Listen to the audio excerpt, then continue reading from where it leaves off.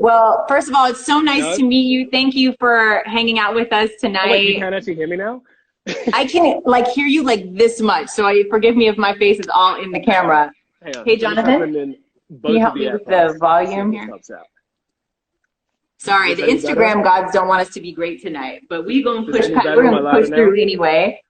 So first of all, congratulations on an incredible film. It must feel so good to have it finally out in the world. Yeah, no, it's amazing. It's super, super cool. Like you said, it's like a moving painting. It's a real privilege to be able to be a part of something like this, to be invited into something like this, and just to kind of share the screen with such a legendary cast. I feel like a guest in very, very vaunted territory. Well, I have to say, you looked straight out of that era when I was watching you on screen. I was just like, by the way, take me back because everybody looked incredible, absolutely stunning. Okay, so my question for you is, we got to talk about just like the friendship and the camaraderie that felt so organic, and so just so special between the whole Dickie Brewster quartet. So talk to us about what that experience was like working, on set alongside these incredible men in the film. Incredibly easy is the answer to that question. Like the vibe was just so natural, so simple. They had us in band rehearsals, so it was literally just like joining a band. I freaked out because I remember I met Namdi before I had the job, and I was like, "Oh man, I actually used to be a drummer because I'm an actor and I want the job." And he was like, "Oh, cool, because that's actually what the character is." And I was like, "Oh, great!" And so I spent months reteaching myself to learn to drum, and we were just. I remember Tone as well. Tone and I were just sweating in that band rehearsal because like we actually had to play these songs, and Namdi does not play. Namdi had been like coached on saxophone for months before we even started up. And so we all just kind of had to try and keep up with him. But it was good fun. It was just jokes the whole time. And Eugene would just like roll the camera and be like, "You guys chat, now chat over here behind the instruments." And then he'd roll the camera and it just rolled. It was natural. So I'm asking most everyone this question. What was your favorite scene, not just to shoot, but now that I'm sure you've seen it a ton of times, hopefully at home, on Amazon Prime, like the rest of us. What's your favorite scene to watch? I mean, it's different. The favorite scene to shoot is different from the favorite scene to watch. To watch, Right. it's got to be that dance in the street, just because Eugene's work, Namdi and Tessa's dance, that picture is iconic. It's iconic beyond iconic. It's so beautiful.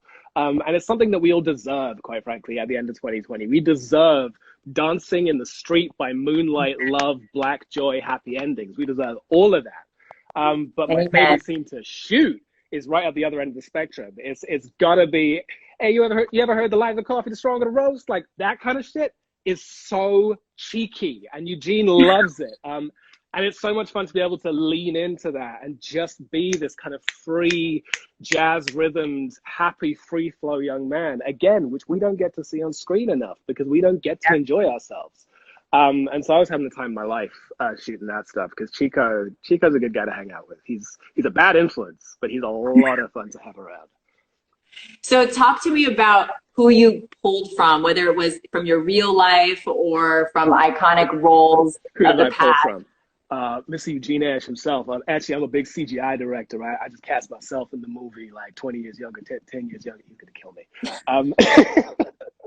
I put.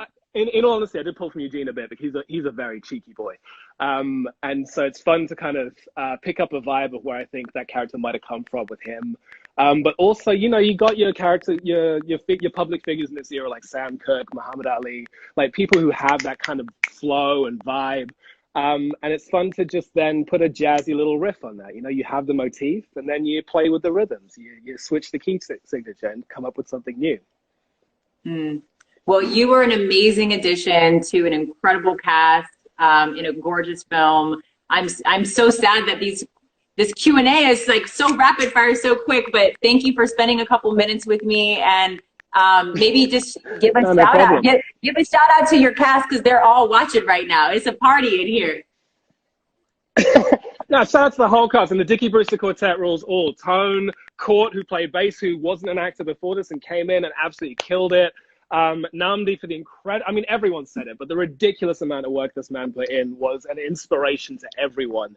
And if this film worked in large part, it was through everyone trying to keep up with the level that this man was bringing to the game, which, as I understand, was his career before this anyway. So this is nothing new to him. So shout out to everyone and shout out to the big man, Eugene. Thank you very much. It was a hell of a ride to work with all of you. Thank you. Amazing.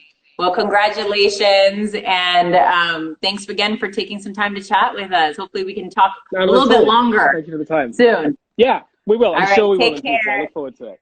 Bye. Bye. All right, you guys, next up we